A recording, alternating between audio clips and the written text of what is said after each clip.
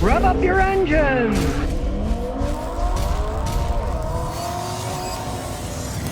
Well, Donald Trump now, he says he's going to stop new wind turbine construction, and European stocks immediately tumbled. Trump says, and I quote, "We're going to try and have a policy where no windmills are being built." Is he going to stop the windmills? We don't know. Well, I agree with it. It is foolhardy. They don't generate the electricity they say they do. They cost more money in the beginning than they always say they're going to. They always have cost overruns, but they don't last that long. That's the main thing with them. You spend all this money, and they break relatively quickly. The ones that they were building offshore from me in Rhode Island, before they even got them up and running, broke and fell apart and polluted the beaches, and people were furious. These are brand new ones. Wait till they're 10, 15 years old, if they even make it that long. There was a windmill down the street from me in Rhode Island. It lasted like 6 years, then it broke. Then they fixed it, and then 5 years later it broke again.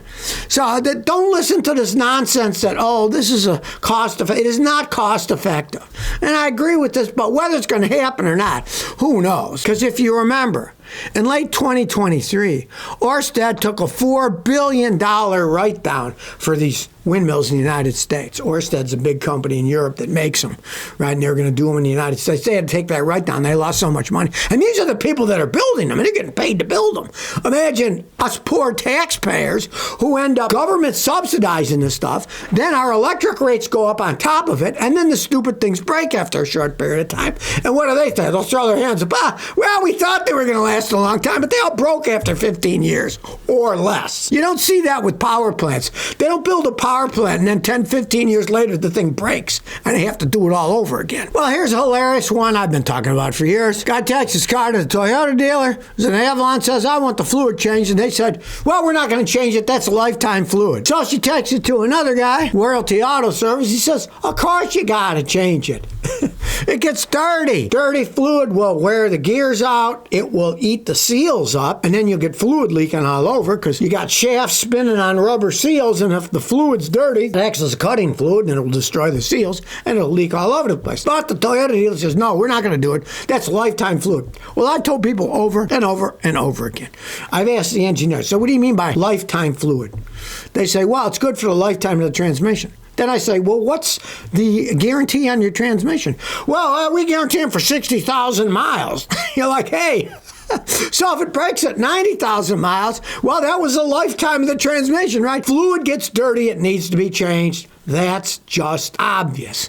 Now, your engine oil, yeah, it needs to be changed a lot more, and I believe every 5,000 miles because you've got combustion going on, and there's all kinds of byproducts, acids, water, and oil gets really dirty relatively quick. Transmissions are just spinning, so they don't get that dirty, but they still wear. Pieces of metal wear. Pieces of rubber on the seals wear. You need to change the stuff, and the dealer refused to change it. Can you imagine? You go someplace, "Oh, we're not going to change it. No, that's lifetime fluid." It's nonsense. I have seen Toyota transmissions, the later model ones that they have problems with, break down. Now, whether it was because the fluid was dirty, they didn't build them right. Well, it's a toss-up there, but use common sense.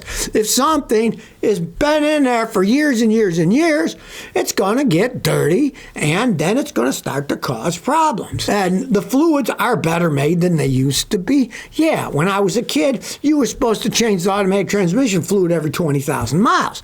Back in the 60s and early 70s. Now, the fluid's better. You still want to change it 40, 50, 60,000 miles. And if you got some crapper like a Nissan, change it every 30,000 miles for sure because they wear out fast. Just insanity that they're telling you, "Oh, no, that's lifetime. That's lifetime." And they say, "Well, what's this, a guarantee lifetime?" Well, not lifetime, but the lifetime of the transmission. When the transmission breaks, and it'll break faster if the fluid's dirty, then they'll either sell you another transmission or tell you to buy another car. And that isn't logical. Well, Ford's at it again. They just recalled 295,000 vehicles because they might have faulty fuel pumps. Oh, great. You're going down the road, the pump dies, vehicle stops running, people are going to smash into you, you'll be stranded somewhere. Turns out that the fuel pump roller components, the roller bearings, can fail on the high-pressure fuel pump because they weren't made correctly. They've been making fuel pumps for quite some time. Take Toyota, for example. Up until a few years ago, I've only ever seen one Toyota fuel pump go bad. Then Toyota had a bunch of Nippon Denso fuel pumps, company they own, that were screwed up, and they had to replace hundreds of thousands of them free because they didn't make them right. Well, now Ford's in the same position. Now, luckily, this is only in the truck, so if you got a Ford car, that's not it. But realize that Ford F-Series is their biggest seller, makes 90-something% of their profits, so screwing up with fuel pumps in those vehicles is a big deal. Now, Ford tries to blame it on, well, there's deposits from biodiesel. You know, blame it on somebody else. They always want to blame it. Well, it's not our fault. It's the fuel that ruins the pumps. So, you know, that's why they're breaking. Hey, they're breaking because they weren't made right in the first place. But they're even trying to blame it on somebody else. Well, it's biodiesel that does it. Don't blame us. The government says we have to use biodiesel so we don't pollute as much. Well, they still pollute just as much when they burn, but what the heck?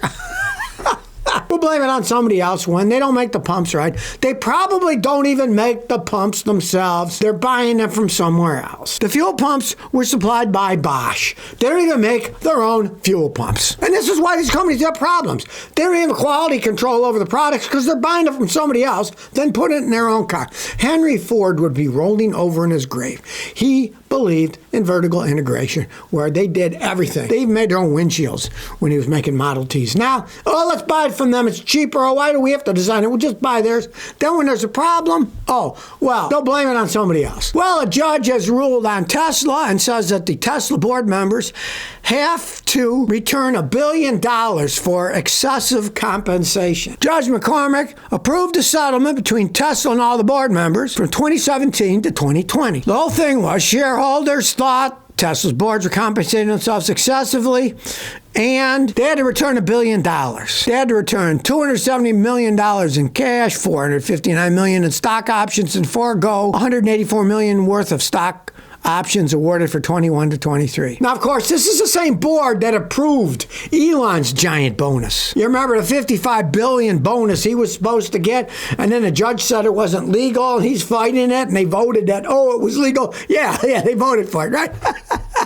Elon's $55 billion, which is a lot more than the $1 billion these guys are giving back, is still up in the air, so who knows what's going on with that. I mean, if you know anything about businesses, these boards of directors, they're pretty much sinecure positions for people to pay themselves a lot of money for doing very little. Sometimes they meet like 2 or 3 times a year, right? It's just rich people giving money to their friends and themselves. So at least they had to give $1 billion back. But if they can give $1 billion back, that'll show you how much money they're getting paid.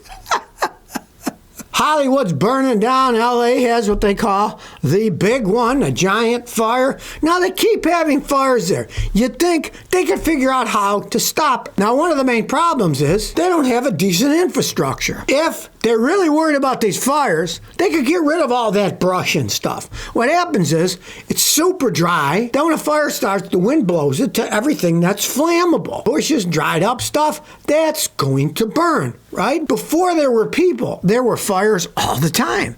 And they would burn most of the combustibles. Are they clearing the brush? Obviously, they aren't, because it continues to burn. And if it burns every year somewhere, that's telling you they're not managing it correctly. I suppose it's the rich people sitting there, I like the view of the scrub desert, and isn't it so nice? Hey, it's going to have a fire. Maybe you should just get rid of the scrub desert. Leave it as rocks and sand or something. Do something with it, because it keeps burning down. They've got all that wind. They've got all that combustibles. If they don't have combustibles, you won't have these big fires, right? I mean, they'd have to do some serious clearing. Obviously, they don't want to. Must be some kind of greeny thing. We don't want to mess with the ecosystems. Well, guess what? The ecosystems burn everything down. It's really time they ought to do something about it. They keep having these fires over and over again.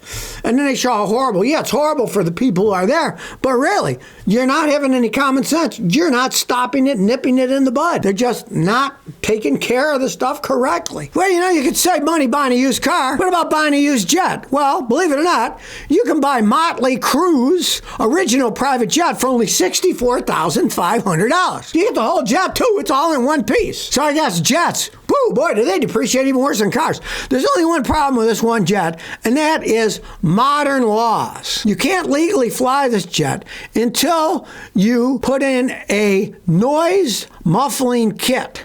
that's required under aviation law. And that cost $800,000 just for the noise muffling kit. I guess Motley Crue, as motley as they were and loud, they had noisy jets, like somebody taking the muffler off a car, you know? And it's also been sitting on a tarmac at an airport since 2019. So it's been sitting there for 6 years rotting away. But, I mean, $64.5 for a jet, that's pretty cheap. If you want to fly it legally in the United States, maybe some foreign guy will buy it. South America about the noise a jet makes. You could probably take it down there. Fly it around, maybe. So anybody's watching this in another country, maybe you'll want to buy Motley Crue's old jet, and you won't have to put an $800,000 noise reduction muffling system on the jet motors. So if you never want to miss another one of my new car repair videos, remember to ring that bell.